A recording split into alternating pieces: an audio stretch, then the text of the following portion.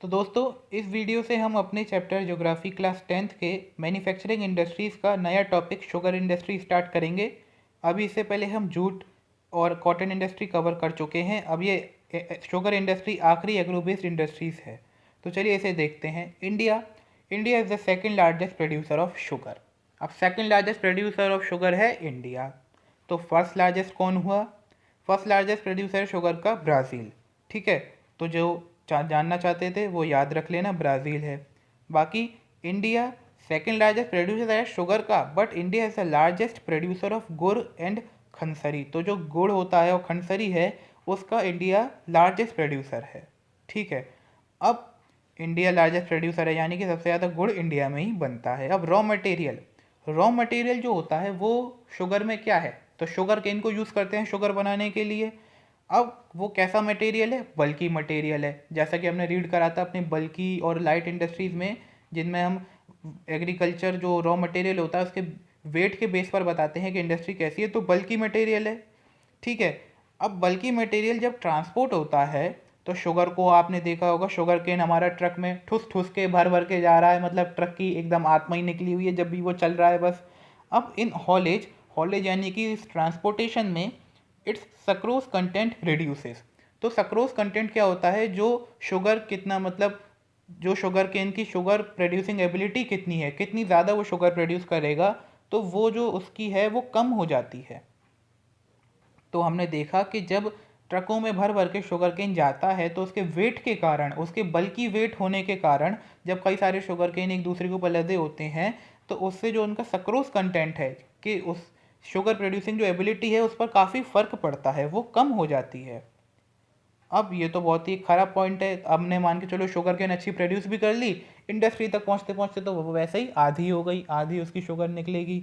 तो इसलिए that's why these industries should be located near sugar cane producing areas. ठीक है, तो इसी कारण हमें जो शुगर केन की जो इंडस्ट्री है और शुगर केन जहाँ प्रोड्यूस हो रही है वो दोनों को बहुत पास पास लगाना चाहिए, या हम वहीं लगाते हैं।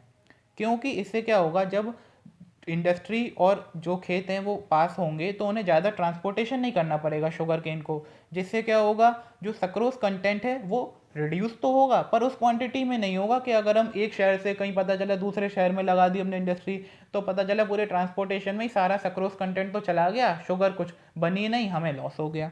तो इसलिए हमें ये इंडस्ट्रीज़ कहाँ लगानी चाहिए? शुगर केन प्रोड्यूसिंग एरियाज़ के पास ही लगानी चाहिए। अब 60% जो शुगर प्रोड्यूसिंग मिल्स हैं वो कहाँ हैं? यूपी और बिहार में। ये इंपॉर्टेंट पॉइंट है, याद रखिएगा, 1 मार्क के क्वेश्चन में आ सकता है।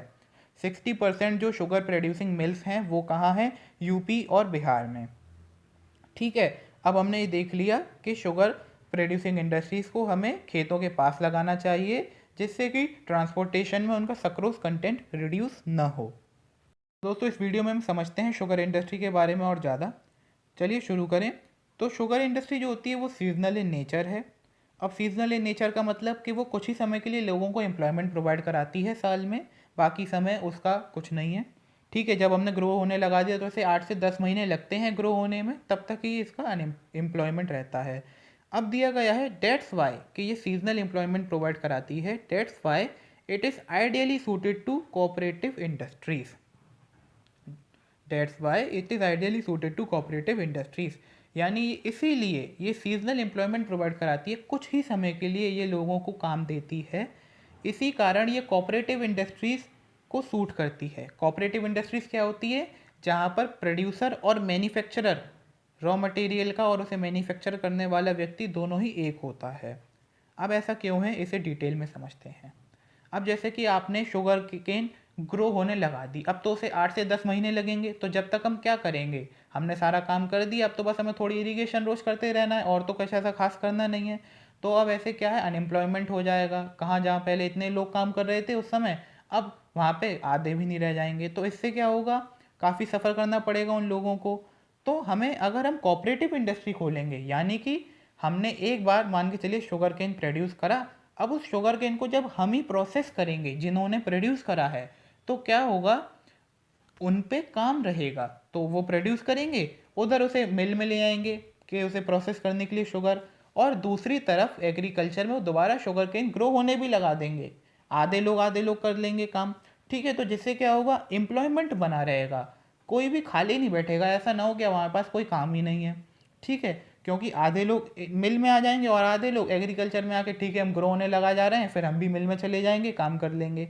अब इससे तो फ़ायदा होगा ही, अनएम्प्लॉयमेंट नहीं होगा। और दूसरा पॉइंट ये है कि जब प्रोड्यूसर और मैन्युफैक्चरर दोनों एक ही होगा तो जाहिर सी बात है इंडस्ट्री जो खेत है उससे ज़्यादा दूर नहीं लगेगी, थोड़ी दूर लगेगी लेकिन इतनी दूर नहीं लगेगी।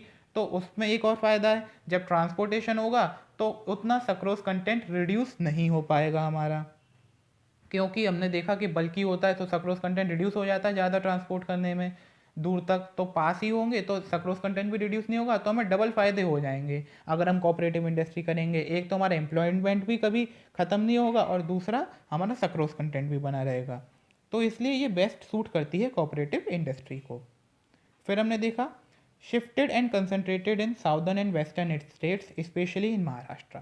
अब जो शुगर इंडस्ट्रीज़ हैं उन्हें ज़्यादातर शिफ्ट कर दिया है और वहीं लगाया जा रहा है, कहाँ, महाराष्ट्र में और साउथ के स्टेट्स में।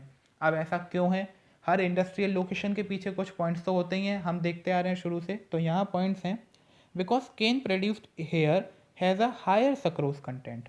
जो यहाँ पे गन्ना प्रोड्यूस होता है, शुगर केन जो यहाँ पे प्रोड्यूस होता है उसमें हायर सक्रोज कंटेंट है एज़ कम्पेयर टू अगर हम कहीं और शुगर केन प्रोड्यूस करें इंडिया में। अब सुक्रोज कंटेंट ज़्यादा होगा तो जाहिर सी बात है ज़्यादा हम चीनी प्रोड्यूस कर पाएंगे। सेकंड पॉइंट है cool climate ensures a longer crushing season. तो कूल क्लाइमेट होता है जिसके कारण हम लंबे समय के लिए भी इसे थोड़ा रख सकते हैं। जैसे कि आप देखना, आपने शुगर केन लिया, आप खेत से तोड़ के लाए, आप उसे 2-3 दिन रखेंगे, वो बिल्कुल सिकुड़ के एकदम बेकार हो जाएगा, अंदर का जो उसका रस है वो बिल्कुल चला जाएगा। लेकिन ठंडा मौसम होगा तो क्या है, उतना ख़राब नहीं होगा, वो थोड़ा बचा रहेगा, तो इसलिए लंबे समय तक भी हम उसे इस्तेमाल कर सकते हैं। तो हमें महाराष्ट्र और साउथ में स्टैंडरीज लगाने से दो फ़ायदे हो रहे हैं। पहला तो सक्रोज कंटेंट हमारा कम रिड्यूस होगा और हम उसे ज़्यादा देर तक यूज़ कर सकते हैं। हम उसे थोड़े समय बाद भी, एकदम नहीं हुई हमारी उस समय क्रश करने का, हार्वेस्ट करने का मौसम, तो 2-3 दिन बाद भी और समय बाद हम उसे हार्वेस्ट कर सकते हैं। लेकिन अगर हम यही कहीं और लगाते तो इतने में तो हमारा पता चला गन्ना बिल्कुल बेकार हो गया। ठीक है, तो इसलिए हमने इसे वेस्टर्न स्टेट्स में और साउदर्न स्टेट्स में लगा रहे हैं। अब हम देखते हैं कि चैलेंजेस क्या हैं शुगर इंडस्ट्री को। देखिए, चैलेंज तो हर इंडस्ट्री को है और इसको तो और भी ज़्यादा है क्योंकि इसका ये सक्रोज कंटेंट रिड्यूस हो जाता है और अगर रखा छोड़ दें तो बिल्कुल ही ख़राब हो जाएगी। तो पहला है सीजनल नेचर ऑफ इंडस्ट्री। एक तो ये सीजनल नेचर है, कुछ ही समय के लिए एम्प्लॉयमेंट प्रोवाइड कराता है। दूसरा, old and inefficient methods of transportation. Old है मतलब जो ट्रांसपोर्टेशन है, अगर वही हमारा फास्ट होता तो हम कहीं भी इंडस्ट्री लगा सकते थे, लेकिन इंडिया की रोड्स तो आपको पता ही है कितनी बढ़िया है या कितनी ख़राब है, तो उसी के कारण ट्रांसपोर्टेशन उतना फास्ट भी नहीं है हमारा। फिर need to maximise the use of bagasse. ये इंपॉर्टेंट पॉइंट है, इस पर क्वेश्चन आ सकता है पेपर में कि व्हाट इज़ बैगेज। तो बैगेज क्या होता है, जब हम शुगर केन से शुगर निकाल रहे होते हैं तो जो पल्प शुगर केन का बच जाता है, जो एक तरीके से हम फिर उसका यूज़ नहीं लेते, उसे हम कहते हैं बैगेज। अब ये जो बैगेज है वो उन मिल्स के लिए तो किसी काम का नहीं है, लेकिन और इंडस्ट्रीज़ के लिए बहुत काम का है। बहुत काम का कैसे है, इसको हम एज अ फ्यूल यूज़ कर सकते हैं। तो सोचिए, जिस चीज़ को हम ईंधन की तरह इस्तेमाल कर सकते हैं वो कितने काम की होगी हमारी। अब लेकिन क्या इंडिया में बैगेज को इतनी इंपॉर्टेंस दी नहीं जा रही है, अरे फेंक दो, चलो गाय खा लेंगे या कुछ भी है हमने डाल दिया। तो इसलिए हमें अभी ज़रूरत है कि हम बैगेज के यूज़ को मैक्सिमाइज़ करें, जिससे हमारी कम कॉस्ट लगेगी। अब जाहिर सी बात है ये फ्यूल की तरह यूज़ करेंगे तो एनर्जी प्रोड्यूस करेगा। फिर है पॉइंट ट्रांसपोर्टेशन डिलेस। अब ट्रांसपोर्ट होती है तो कहाँ पता चला भाई ट्रैफिक में फंस गए या रोड ख़राब थी, गड्ढे में गए, कुछ भी हो गया, पहिया फंस गया, तो डिले हो जाता है ट्रांसपोर्टेशन में। और इसका ट्रांसपोर्ट सबसे ज़्यादा हमें तगड़ा भी पड़ता है क्योंकि एक तो बल्कि गुड है और उसे हम ट्रक के थ्रू ले जाते हैं। ऐसा तो है नहीं कि शिप में जा रही है, हाँ भाई कोई रुकावट नहीं है, या एरोप्लेन में भेज रहे हैं, ट्रकों से जाती है रोड पर। तो इसलिए ये इसको बहुत बड़े बड़े चैलेंजेस हैं शुगर इंडस्ट्री को जो ये फेस कर रही है। हमें यही कोशिश करनी चाहिए कि हम इन चैलेंजेस को रिड्यूस करें धीरे धीरे। अगर आपको ये टॉपिक अच्छा लगा हो, समझ आया हो, तो प्लीज़ मेरी वीडियो को लाइक कीजिए, चैनल को सब्सक्राइब कीजिए और कोई डाउट हो तो कमेंट में बिल्कुल बता दीजिएगा।